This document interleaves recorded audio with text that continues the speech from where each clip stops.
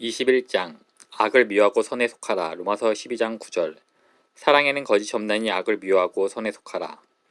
성경의 확고한 진리를 믿고 가르칠 때 우리 자신뿐 아니라 다음 세대의 자녀들까지 앞으로 계속해서 마주치게 될 수많은 어리석음을 극복할 수 있다는 것은 굉장한 일입니다. 우리가 자기 세대에서 유용한 존재가 되고 싶다 해도 유행하는 최신 철학이나 진보적 윤리 혹은 심리학의 전문가가 될 필요는 굳이 없습니다.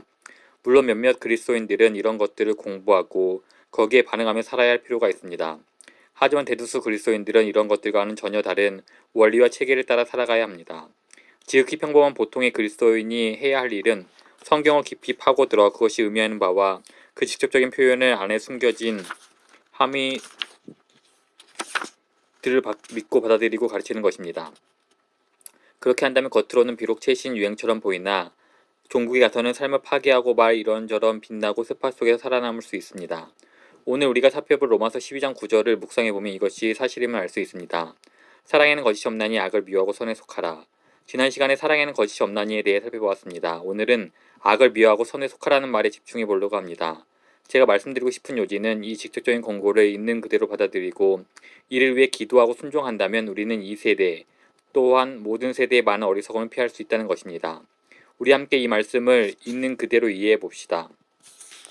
의식하지 못했을 수도 있지만 우리에게 강력하고 선한 영향을 끼칠 수 있는 5가지가 눈에 들어옵니다. 성경을 통해 변화받기 위해 꼭 주해 선교자가 될 필요는 없지만 때로는 본문을 꼼꼼히 분석하다 보면 말씀을 변화시키는 능력으로 더욱 힘을 얻고 깊은 데로 나아가는 데 도움이 됩니다.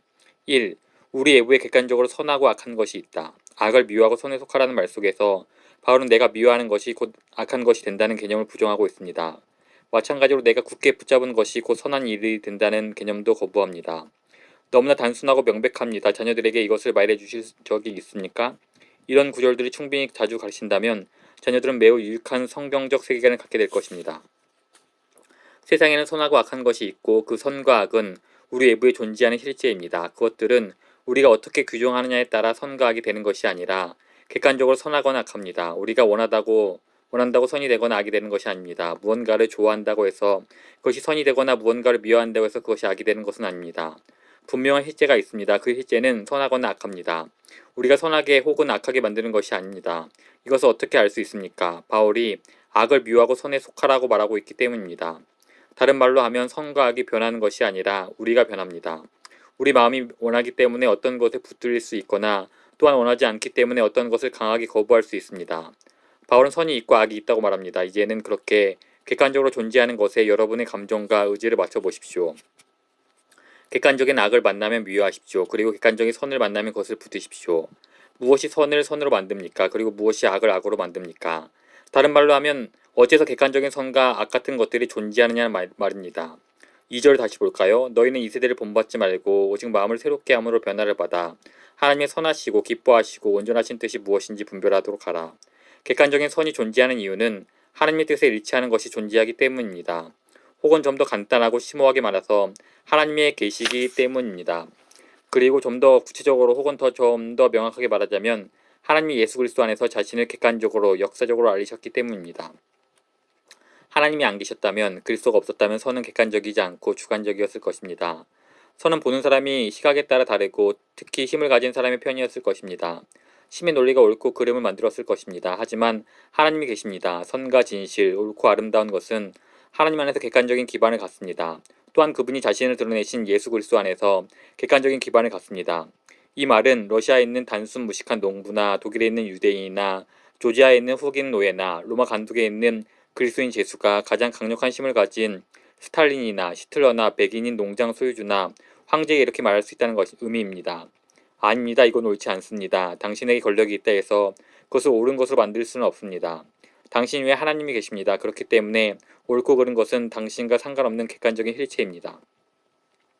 단순하고 확실한 성경의 진리를 우리 자녀에게 가르칠 때 그것은 가장 멋진 선물이 될 것입니다. 선을 미워하고 악에 속하라는 명령이 함축하는 바는 우리의 생각을 뛰어넘습니다.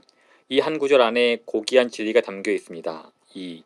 악 대신 선을 선택하는 것만으로 충분치 않고 내적 열심이 필요하다. 바울이 사용한 동사에 주목하십시오. 악을 미워하고 선에 속하라. 바울은 악 대신 선을 선택하라고 말하지 않습니다. 그가 쓴 단어는 매우 강력합니다. 미워하라는 아주 좋은 번역입니다. 질색하다, 구역질이 나다, 또 옳은 번역입니다. 선에 속하라는 선을 받아들이라는 의미입니다. 선을 사랑하는 의미입니다. 고린도서 6장 16절에서 성적 연합을 표현하면서 사용한 단어이기도 합니다. 하나님은 의지적 종교나 의지적 도덕성에는 별 관심이 없으십니다. 선택으로는 충분치 않습니다. 선택만으로는 도덕적으로 깊이 변화되었다는 것을 드러내지 못합니다. 위선의 의미를 기억해 보십시오. 의지적 선택으로 외형을 바꾸는 것이 위선입니다. 바울은 지금 단순히 악을 피하는 수준이 아니라 악을 미워하라고 말합니다. 선을 단순히 선택하는 데서 그치지 않고 선을 온전히 받아들이고 말합니다.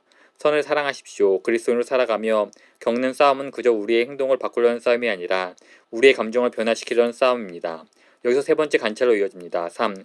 우리에게는 감정에 대한 직접적인 통제력이 없는데도 불구하고 성경은 우리의 감정을 변화시키려고 명령한다. 좋아하던 것을 즉각적으로 미워할 수는 없습니다. 하지만 악을 미워하고 선에 속하라는 말을 통해 바울은 지금 우리 감정의 한 방향으로 향하도록 명령합니다. 하나님은 우리 몸이나 의지에 대해서는 이런저런 요구를 하시지만 우리 감정에 대해서는 상관하지 않으신다는 주장에 넘어가지 마십시오. 하나님은 우리에게 선을 선택할 뿐 아니라 선을 사랑하라고 명령하시고 악을 반대하는 쪽을 선택할 뿐 아니라 악을 미워하고 싫어하라고 명령하십니다. 하지만 우리의 마음이 악을 사랑하고 선을 미워하는 상태에 있으면 어떡합니까? 어떻게 이 명령에 복종하겠습니까? 답은 우리가 다시 태어나야 한다는 것입니다. 육체에서 난 것은 육신의 일을 사랑하고 성령에서 난 것은 성령의 일을 사랑합니다. 혹은 다른 성경 용어를 사용해서 말해보면 우리 감정이 하나님의 선악관과 일치하려면 그리스도의 보혈로 세우신 새 언약이 우리 삶에서 성취되어야 합니다. 에스겔 36장 26절입니다. 또 새 영을 너희 속에 두고 새 마음을 너에게 주되. 우리가 바르게 미워하고 바르게 사랑하기 위해서는 하나님께서 새 마음을 주셔야 합니다. 우리가 새 마음을 얻는 방법은 스스로 변화될 수 없음에 좌절하여 하나님께서 굳이 마음을 없애주시기를 그리스도의 이름으로 간청하는 것입니다. 그리고 그리스도께서 새 마음을 주셔서 그분이 보이는 방식으로 세상을 보고 그분이 느끼는 방식으로 느끼게 되었다면 이제 날마다 변화를 위해 싸움을 계속해야 합니다. 주의 영광을 보매 그와 같은 형상으로 변화하여 영광에서 영광에 이르니. 그리스도인의 삶은 그저 선택하는 것이 아닙니다. 격렬하게 악을 미워하고 선을 받아들이는 감정의 변화가 동반되는 결단입니다. 4. 객관적인 도덕적 선은 우리에게 유익하고 객관적인 도덕적 악은 우리에게 해롭다. 오늘 본문 9절을 구성하는 두 부분의 관계를 보면 이 점이 분명히 드러납니다. 9절은 사랑에는 거짓이 없나니 영문 성경에는 거짓 없이 사랑하라는 명령형으로 표현되어 있다라는 말로 시작합니다. 그런 다음 새로운 문장을 시작하지 않고 계속 이어서 악을 미워하고 선에 속하라고 말합니다. 거짓 없이 사랑하라는 명령과 악을 미워하고 선에 속하라는 명령이 붙어 있습니다. 바울이 사랑에 관해 무언가 핵심적인 이야기를 하고 있는 것처럼 보입니다. 사랑이란 적어도 우리에게 해를 주지 않고 유익하다는 견해에는 모든 사람이 동의합니다. 따라서 바울이 사랑에는 거짓이 없나니 거짓이 없이 사랑하되 악을 미워하고 선에 속하라고 말할 때 저는 악을 미워하고 선에 속하는 것이 곧 사랑하는 일이라는 의미로 받아들입니다. 즉 하나님이 악하다고 하신 것은 사람들에게 악한 해로운 것이 분명하고 하나님이 선하다고 하신 것은 사람들에게 선한 유익한 것이 분명합니다. 사람들에게 선한 것과 나쁜 것을 우리가 결정하고 사랑을 우리가 규정하는 것이 아닙니다. 하나님이 선한 것과 나쁜 것을 결정하시면 우리는 그것을 따르고 그것을 사랑이라고 부릅니다. 왜냐하면 하나님이 선하다고 말씀하신 것이 사람들에게 유익하고 하나님이 나쁘다고 말씀하신 것은 사람들에게 해롭기 때문입니다. 요한일서 5장 2절은 이에 대해 분명히 말합니다. 우리가 하나님을 사랑하고 그의 계명들을 지킬 때 이로써 우리가 하나님의 자녀를 사랑하는 줄을 아느니라. 우리가 사람들을 사랑하는지 어떻게 압니까? 하나님을 사랑하고 그분의 계명을 지킴으로써 알 수 있습니다. 그분의 계명은 객관적인 선을 표현한 것입니다. 그리고 그분이 금지하신 것은 객관적인 악에 대한 표현입니다. 그렇기 때문에 객관적인 악은 사람들에게 해롭고 객관적인 선은 사람들에게 유익합니다. 궁극적이고 객관적인 선은 신이자 인간이신 그리스도 자신이십니다. 그분이 우리의 선이십니다. 그렇기 때문에 우리는 그 궁극적이고 객관적인 선이 우리에게 유익하다는 것을 분명하게 알 수 있습니다. 그리스도보다 더 좋은 것은 우리에게 없습니다. 그분은 무한히 선하시고 우리에게 무한히 좋습니다. 그분 안에서 선과 우리에게 좋은 것이 완벽하게 하나가 됩니다.